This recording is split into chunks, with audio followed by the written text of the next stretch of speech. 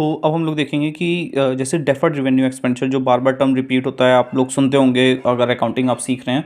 तो deferred revenue expenditure में क्या होता है कि इसमें दोनों चीज़ों के कैरेक्टरिस्टिक्स होते हैं। एक रेवेन्यू एक्सपेंडिचर का भी होता है, कैपिटल एक्सपेंडिचर का कैसे होता है। अब आप सोच रहे हैं कैसे, तो कैसे ऐसे कि रिकरिंग नेचर का होता है। ये डेफर्ड रेवेन्यू एक्सपेंडिचर जो होता है वो रिकरिंग नेचर का होता है और इसमें लॉन्ग टर्म बेनिफिट होते हैं। अब जैसे इसमें देखो कैपिटल एक्सपेंडिचर का आ गया कि लॉन्ग टर्म बेनिफिट होते हैं और रेवेन्यू एक्सपेंडिचर का कैरेक्टरिस्टिक्स आ गया कि वो रिकरिंग नेचर का होता है। अब आप सोच रहे हैं डेफर्ड का मतलब क्या होता है। ये होता है एक्सटेंडेड फॉर लॉन्ग टर्म, मतलब ये चलता रहेगा।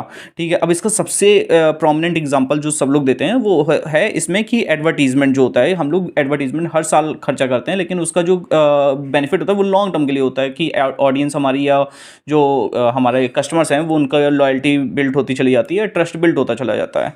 Thank you and subscribe for more of such content. तो अब हम लोग देखेंगे कि जैसे डेफर्ड रेवेन्यू एक्सपेंडिचर जो बार बार टर्म रिपीट होता है, आप लोग सुनते होंगे अगर अकाउंटिंग आप सीख रहे हैं।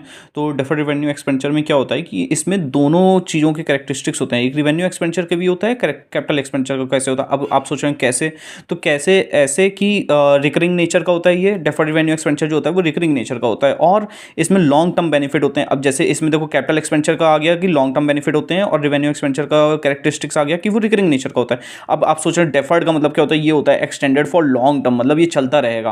ठीक है, अब इसका सबसे प्रोमिनेंट एग्जांपल जो सब लोग देते हैं वो है इसमें कि एडवर्टीजमेंट जो होता है, हम लोग एडवर्टीजमेंट हर साल खर्चा करते हैं, लेकिन उसका जो बेनिफिट होता है वो लॉन्ग टर्म के लिए होता है कि ऑडियंस हमारी या जो हमारे कस्टमर्स हैं वो उनका लॉयल्टी बिल्ड होती चली जाती है, ट्रस्ट बिल्ड होता चला जाता है। Thank you and subscribe for more of such content.